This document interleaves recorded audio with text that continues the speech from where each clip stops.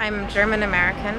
I'm also Jewish, and so I think that brings a particular history with it. And when you see tendencies that resemble historical patterns like that, I think it gets pretty frightening. And I've heard a lot of people say, our democratic systems are really strong.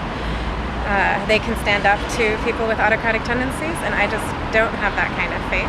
He's mobilized people to just be very hate-filled, not just around Muslims or other things, of course women being very derogatory and belittling. I feel like Donald Trump is right on time with his candidacy. I feel like, after Barack Obama being such a charismatic president, the only next logical step is to have someone use their charisma for evil, if you want to call it that, and it being Donald Trump. So it makes perfect sense. Have just felt really threatened by the types of things that he preaches and the types of things that his supporters believe in.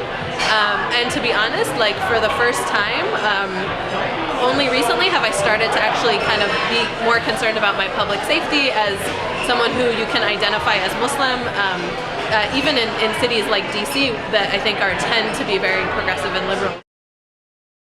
If there's anything I've learned from my history, it's that it's everyone's individual responsibility to make sure you continue to work for democracy and that you stand up for anyone who's attacked, even if it isn't your own social group. So I feel a strong responsibility to stand up for Mexicans, to stand up for Muslims, even if that's not my own group of people necessarily, but that's what I've learned from my history. I think it's just the sentiment that he's kind of unleashed this dormant monster, for lack of analogy, and people are really adhering to that. And I think that's the part that's so sad, is you think that we have progressed as a country, and we have, but we clearly have so much more work to do.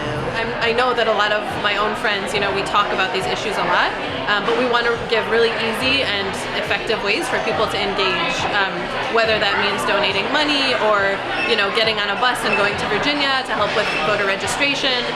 There's so many different ways for people to get engaged.